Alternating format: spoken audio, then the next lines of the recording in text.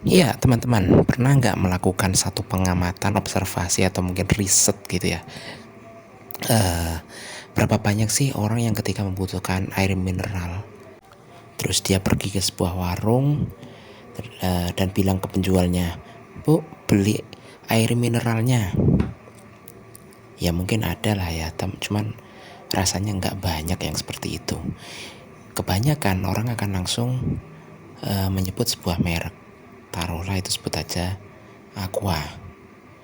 Biasanya akan langsung aja bilang, "Bu, beli Aqua," gitu kan ya. Itu juga yang terjadi pada produk mie instan. Orang ke warung atau berapa banyak sih yang bilang, "Bu, beli mie instan?" Pastilah akan langsung aja sebut merek. Beli Indomie gitu. Terus apa lagi? Deterjen. Orang juga lebih cenderung akan menyebut Rinso, "Bu, beli Rinso," gitu. Ya kan? Nah, pertanyaannya adalah, kenapa si pembeli air mineral, terus apa tadi, mie instan, kemudian deterjen, kok bisa langsung secara cepat menyebut satu merek tertentu? Ya, inilah yang dinamakan dengan the power of branding. Oke, sebelum kita teruskan pembicaraan kita, diskusi kita mengenai the power of branding, ini ada satu informasi untuk kalian yang mungkin saat ini lagi kepengen nyemil-nyemil. Nah, entah itu pada saat makan sahur sambil nunggu datangnya adzan subuh, atau mungkin pada saat buka puasa ya, jadi setelah sholat maghrib atau mungkin setelah sholat taraweh, pengen nyemil-nyemil. Nah, ini ada makaroni keju. Makaroni keju yang rasanya ngeju banget, terbuat dari keju kualitas number one. Halus, lembut banget di mulut. Belinya di mana nih? Oke, langsung aja WA nomor ini 0856 4863 9214. Oke, kita kembali ke topik awal tadi, the power of branding. Cuman perlu aku tegaskan dulu ya. Jadi di sini saya bukanlah pakar branding, bukan. Saya hanyalah seorang pelaku bisnis kecil yang ya masih seumur jagung lah ya. Pengetahuan saya soal branding ya bisa dibilang masih sangat cetek juga. Ya paling ya hanya dasar-dasarnya, kulitnya aja gitu ya. Tapi kali ini aku pengen membagi pengetahuan dari hasil belajar melalui sebuah podcast, yaitu Kasih Solusi, yang dipandu oleh Bang Deriansyah. Jadi dalam sebuah kesempatan itu Kasih Solusi menghadirkan bintang tamu, seorang praktisi dan pakar branding yang sudah berpengalaman puluhan tahun gitu ya, menjadi konsultan branding dari perusahaan-perusahaan ternama, yaitu Pak Subiakto, atau yang lebih akrab dipanggil dengan nama Pak B. Nah, kalau kalian mau belajar lebih lengkapnya, ntar deh aku kasih linknya di deskripsi ya. Nah, kalian bisa belajar langsung di podcast Kasih Solusi.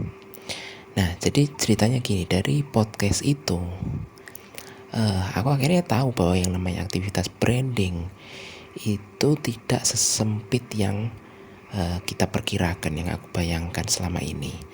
Jadi yang namanya branding itu nggak sekedar memberi nama merek untuk sebuah produk. Nggak sesederhana itu ternyata. Esensi dari branding yang lebih penting adalah membangun persepsi positif di benak publik terhadap produk atau jasa yang ditawarkan.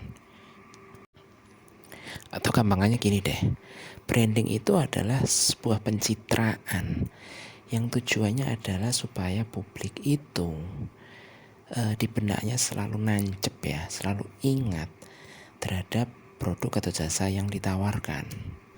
Contohnya itu tadi, kenapa orang ingatnya mie instan itu adalah Indomie?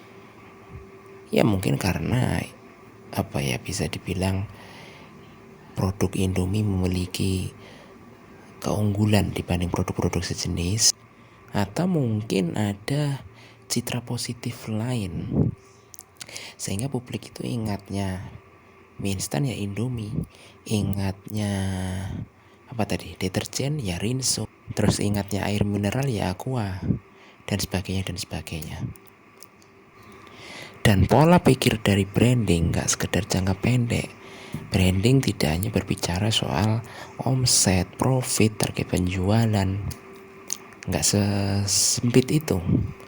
Tapi dia juga berpikir jangka panjang, gimana produk ini bisa selalu melekat di hati dan pikiran publik.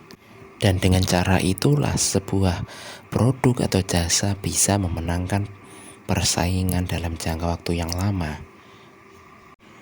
Nah, dari paparannya Pak B juga bisa diketahui bahwa ternyata yang namanya the power of branding itu tidak melulu hanya dimunculkan oleh keunikan nama mereknya atau mungkin keunggulan kualitas produknya, tapi bisa dari banyak sisi. Jadi untuk para pelaku UMKM yang belum terpikir mengenai merek produknya atau mungkin kualitas produknya tidak menunjukkan keunggulan signifikan dibanding produk sejenis, nggak usah khawatir. Dia bisa munculkan persepsi positif itu dari sisi yang lain. Oke, sekedar contoh nih ya, kalau berdasarkan pengalaman aku sendiri selama menjadi pedagang kuliner, yaitu nasi bungkus. Ya mungkin kalau dari segi kualitas produknya, dari sisi cita rasanya mungkin ya selevel lah ya dengan para kompetitor, para pesaing. Karena itulah aku mencoba menonjolkan sisi yang lain untuk membangun persepsi positif, yaitu dari sisi aku sendiri sebagai penjualnya.